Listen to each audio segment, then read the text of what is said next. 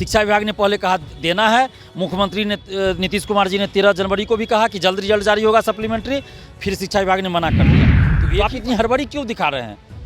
और 3 चांस की बात आपने कहा कि 3 चांस मिलेगा शिक्षक भर्ती में, और 3 एग्जाम लगातार आप ले रहे हैं। 3 महीना में मतलब तीनों बहाली आप कर रहे हैं। ये चांस वाली बात को आप हटाइए, चांस को अनलिमिटेड कीजिए। जब तक अधिकतम उम्र सीमा है तब तक परीक्षा दे सके। यूनिवर्सिटी में आप 30-32 साल से वैकेंसी नहीं आई है चतुर्थ वर्गीय कर्मचारियों की, वो सब वैकेंसी निकालिए।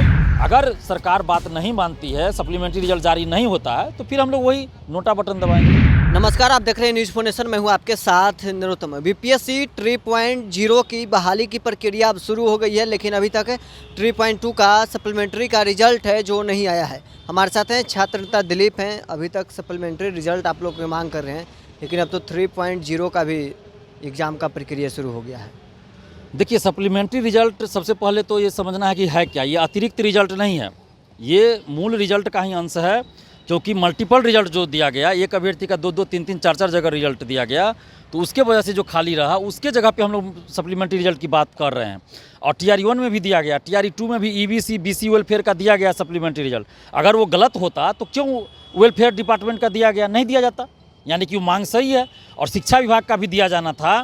शिक्षा विभाग ने पहले कहा देना है, मुख्यमंत्री ने नीतीश कुमार जी ने 13 जनवरी को भी कहा कि जल्द रिजल्ट जारी होगा सप्लीमेंट्री, फिर शिक्षा विभाग ने मना कर दिया। तो एक ही बहाली में ये 2 तरह की बात क्यों हो रही है? तो ये अन्याय है। सप्लीमेंट्री रिजल्ट जारी होना चाहिए। आप सीट बचा के और वही सीट को फिर अगली बहाली में जोड़ के कह रहे हैं कि हम इतना वैकेंसी निकाल रहे हैं। तो ये तो युवाओं को पता चल रहा है। ऐसा थोड़े कि बिहार के युवा नहीं समझ रहे हैं इस चीज़ को, हर युवा समझ रहे हैं।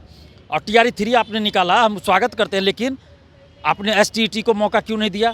STET का फॉर्म पहले आया था, आपने पहले कहा था STET करा रहे हैं TRE 3 वालों के लिए, तो TRE 3 से पहले STET करवा लीजिए या फिर अपीयरिंग में मौका दीजिए। CTET का रिजल्ट आने वाला है 28 फरवरी तक, तो उसका आप इंतज़ार कीजिए। आप फॉर्म भरने की तिथि आगे बढ़ाइए या फिर CTET अपीयरिंग में मौका दीजिए। DLED 22-24 सेशन वाले को भी आपने कहा था कि TRE 3 में मौका देंगे, क्यों नहीं उनको मौका मिल रहा है? तो आप इतनी हड़बड़ी क्यों दिखा रहे हैं? और 3 चांस की बात आपने कहा कि 3 चांस मिलेगा शिक्षक भर्ती में, और 3 एग्जाम लगातार आप ले रहे हैं। 3 महीना में मतलब तीनों बहाली आप कर रहे हैं, तो मौका अभ्यर्थियों को नहीं दे रहे हैं। तो 3 चांस की गिनती किस प्रकार होगी, आप ये बताइए, क्लियर कीजिए। अभ्यर्थियों के साथ ये अन्याय क्यों कर रहे हैं? ये चांस वाली बात को आप हटाइए, चांस को अनलिमिटेड कीजिए। जब तक अधिकतम उम्र सीमा है तब तक परीक्षा दे सके, ऐसी व्यवस्था कीजिए सिविल सेवा में। और सप्लीमेंट्री रिजल्ट जारी कीजिए। नहीं जारी होगा सप्लीमेंट्री रिजल्ट तो बिहार के युवा समझ रहे हैं इस बात को कि सरकार आंकड़ों का खेल खेल रही है शिक्षक बहाली में। और सिर्फ शिक्षक बहाली ही क्यों, क्या और विभाग में वैकेंसी नहीं है? स्वास्थ्य विभाग में बहाली निकालिए, नर्स, डॉक्टर, BTech वालों के लिए निकालिए। उसके बाद आप लाइब्रेरियन की वैकेंसी 15 साल से नहीं आई, उसकी वैकेंसी निकालिए। क्यों नहीं निकाल रहे हैं उस सबकी? यूनिवर्सिटी में आप 30-32 साल से वैकेंसी नहीं आई है चतुर्थ वर्गीय कर्मचारियों की, वो सब वैकेंसी निकालिए।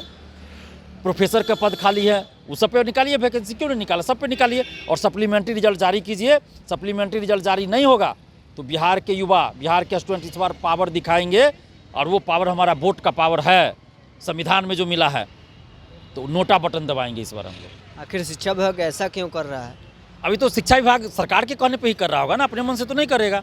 नए सरकार बना है, सरकार आप विपक्ष में थे तो ये लोग आपका आवाज़ बनते थे, लेकिन अब क्यों नहीं सुन रहे हैं? बिल्कुल, सुशील मोदी जी ने कहा था 40,000 सप्लीमेंट्री रिजल्ट जारी होना चाहिए। आज जब वो सरकार में आ गए तो वो चुप हो गए। सम्राट चौधरी जी, विजय कुमार सिन्हा जी भी हम लोग के आंदोलन का समर्थन करते थे। आज सरकार में है तो आज तो कम से कम उन लोग को करना चाहिए, उप मुख्यमंत्री हैं। तो 14,000-15,000 सप्लीमेंट्री रिजल्ट जारी करने में क्या दिक्कत है? अगर ये जारी हो जाता है तो हम लोग तो खुद सरकार की तारीफ करेंगे ना। हर जगह इनका एक तरह से वोट बैंक हो जाएगा और बिहार के युवा खुश हो जाएंगे कि नहीं भाई, सरकार ने जो कहा वो किया। चूँकि अगर पहले कह दिया जाता ना कि सप्लीमेंट्री रिजल्ट नहीं देंगे तो हम लोग भी मांग नहीं करते, लेकिन पहले कहा गया कि सप्लीमेंट्री रिजल्ट दिया जाएगा, इसलिए हम लोग मांग कर रहे हैं। तो अभी हम हाथ जोड़कर विनती सरकार से कर रहे हैं, खासकर नीतीश कुमार जी से कर रहे हैं कि सप्लीमेंट्री रिजल्ट जारी कर दीजिए।